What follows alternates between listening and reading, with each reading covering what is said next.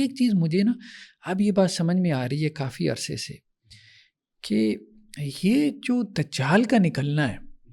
اور یہ جو باتیں آتی ہیں کہ جی دجال کے ساتھ یہودی ہوگا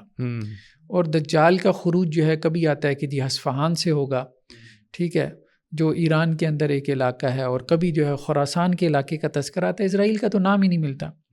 بظاہر یہ محسوس ہوتا ہے کہ جتنی نفرت اب دنیا میں پیدا ہو چکی ہے، اور خاص طور پہ کرسچین ورلڈ میں، جی ہمارے ہاں بھی ہے، مسلم میں تو ہے ہی ہے، کرسچین یورپ کے اندر یہودیوں کے خلاف،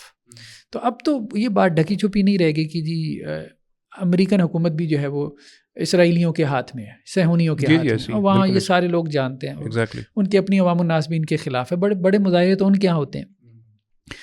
تو یہ دجال کے آنے سے پہلے یہ یہاں سے یہودی بالکل ختم ہو چکے ہوں گے اسرائیل سے۔ اچھا، ہاں، اور دجال کا ظاہری بات ہے، دیکھیں اس دجال کو وہ کہتے ہیں مسیح، مسیح جو ان کو بچانے کے لیے آئے گا، تو ظاہری بات ہے کسی مشکل میں ہوں گے تو بچانے کے لیے آئے گا نا۔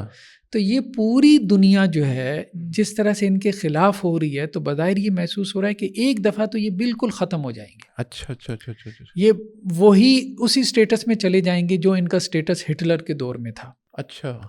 صحیح۔ پھر اس کے بعد دجال کا ظہور ہوگا، اور یہ پھر دجال کے جو ہے وہ آگے پیچھے ہوں گے کہ یہ ہمارا مسیح ہے اور یہ اب ہمیں بچائے گا، کیونکہ دنیا تو ان کے جتنا کچھ دنیا نے اب دیکھ لیا ہے،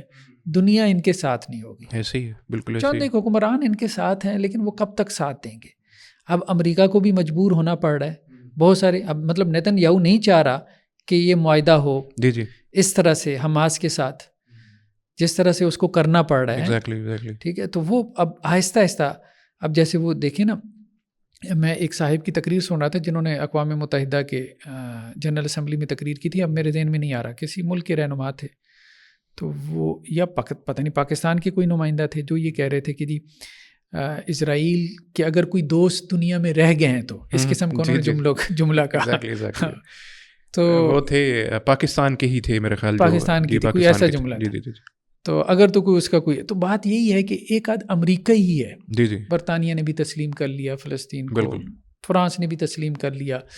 ہر ایک کے ساتھ تو انہوں نے لگا لی ہے، ٹھیک ہے۔ تو اب ان کے ساتھ ایک آدھا پیچھے امریکہ ہی ہے، اور امریکہ میں بھی امریکی یہودی، امریکہ کے عوام الناس نہیں۔ تو اس لیے یہ معاملہ اب بڑھے گا،